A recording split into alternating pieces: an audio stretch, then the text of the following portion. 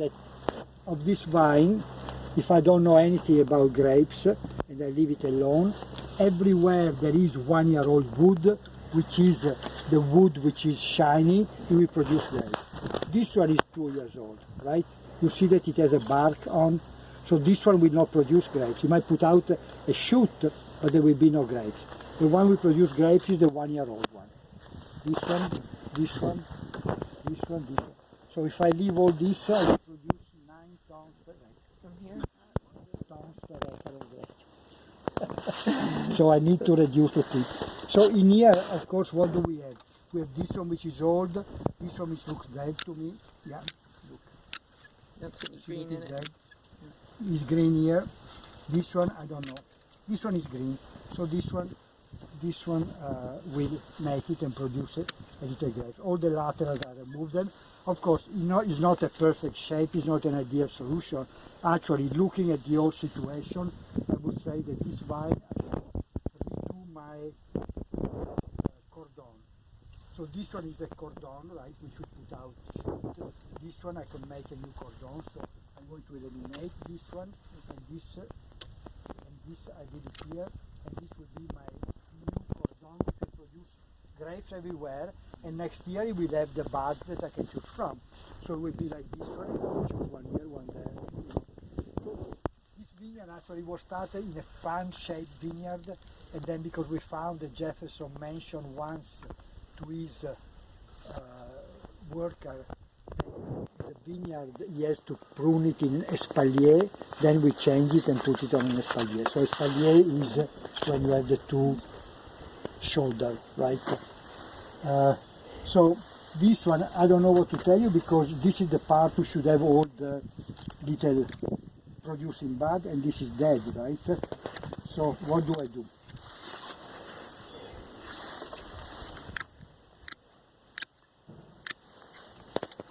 So if you prune the lateral up there, that won't. This will produce, but where does it go? I mean, I have to put it up here. It's going to be. So I'm going to start this one again. So I cut it here. This will be my cordon, and this will be my little cordon, which will produce some grape, because this is 1 year old, right? It's not going to be much, but I will have the cordon ready for next year, because it will produce a bud, it will reach this point, and so it will be fine. So it was not a good example of a vine that should be perfect to show the pruning, but we took care of it. So when do you actually then hold it down there? Will that be after the growing season, or you go ahead and do that at this point? Now, so I don't forget. I used to be good, doing things right away, right? And now I procrastinate. But if somebody asks, I said I'll do it right now.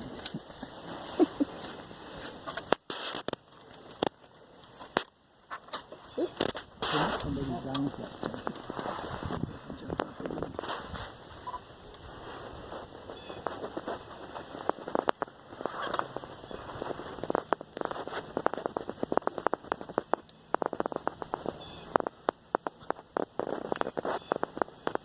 So this piece of plastic that I'm using is actually something that I was the first one to import it in the United States from Italy 25 years ago. And what it has good, now I don't import it anymore, but there are plenty of people who import it. And what is good in that plastic is that when it's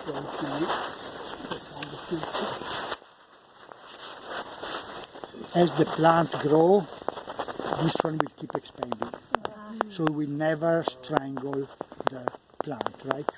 Of course, it is, when it gets old, it gets a little bit, harder, etc., right? But it will last you, quite a few years without replacing. Of course, the other that they use is this one. It is very fast to put on, but you have to replace it every year. So depending on the worker I have, the one who gets things fast and go to dance, we use this one. The one who likes to work, we do this one. I both times. So what do you use now for the cross pieces? in a modern vineyard, not Jefferson's, what would you use for the cross? This will be for the shoot when they come up to have a place to hang themselves, or I will tie them. But what material would you use now? Wow.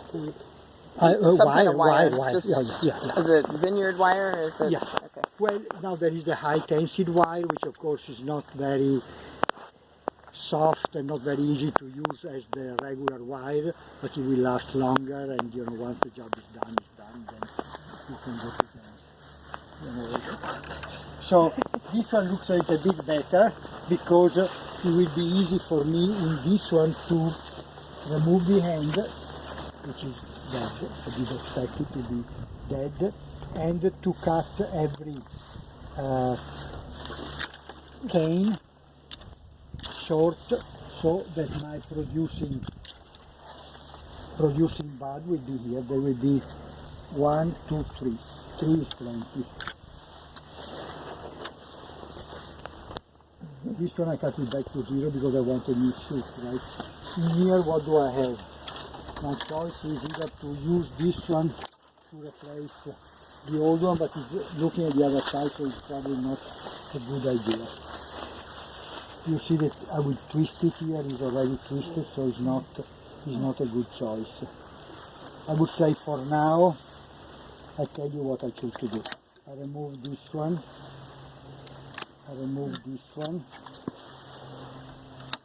I'm going to leave this one as my producing cane, and then I will bring it down and put it on the post. Of course, is it going to be flexible enough to do it? I'm not really sure. So I'm going to do another thing. I'm going to leave also this one, which will produce also because it's 1 year old. And if I get a new shoot from here, I will use a new shoot. I might get it from here, look. You understand why the shoot will come from here? Because this is the first node that the plant run into when it feeds the plant, right? So it will feed this one better than this one, better than this one. So it might feed this one, another one might come out from here or here, and then I will replace this one. For now I keep them both, and I will have some grape because I also need to have some grapes, right? Don't forget that. So if you take those sticks that you cut off, can you plant them in the ground to make new grapes? If it is a rootstock, you can plant in the ground to make a new rootstock. If it's a scion piece, which I suspect it is, you can plant it and it will last about 10 years. That's why Jefferson planted the European vines, and he sort of didn't pay much attention, but they were eventually dying. So for the phylloxera, in a place where there were no vines before, it might take 10 to 12 years to take over. If I plant it next to a vine, it will take 3 years and it will be killed, right? But so that's why I'm saying, if you want this one and plant it, the only place it will survive is, do you want it? Yeah. The only place it will survive is sandy soil. Otherwise, it will eventually give up. What a gift. I'm not teaching you anything. If I give you this, yes, thank you.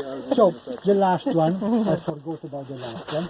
And the reason why I didn't cut it is because I wanted to do this first, and then look what the situation was. So, I think I can leave this a little bit longer. And I'll tell you why I don't mind to leave it a little bit longer. If I leave it a little bit longer, it will have more power of pulling food. So it will be able to compete with this, right? If I leave it too short, then this, which is bigger than the other, will win. And I will kill that part. So that's why I leave it a little bit longer, to have it the strength to pull the food in for himself. How about these two?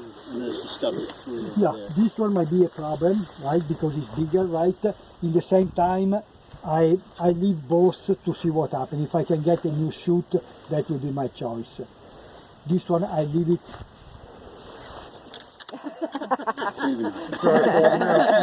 So even I lost some grapes now. I will have a glass less of wine to drink. Right? The deer will have a less glass wine to drink. But it is better that I do this because I'm sure from here a new shoot will come out, either one of the two, and then I can replace the old piece. Thank you.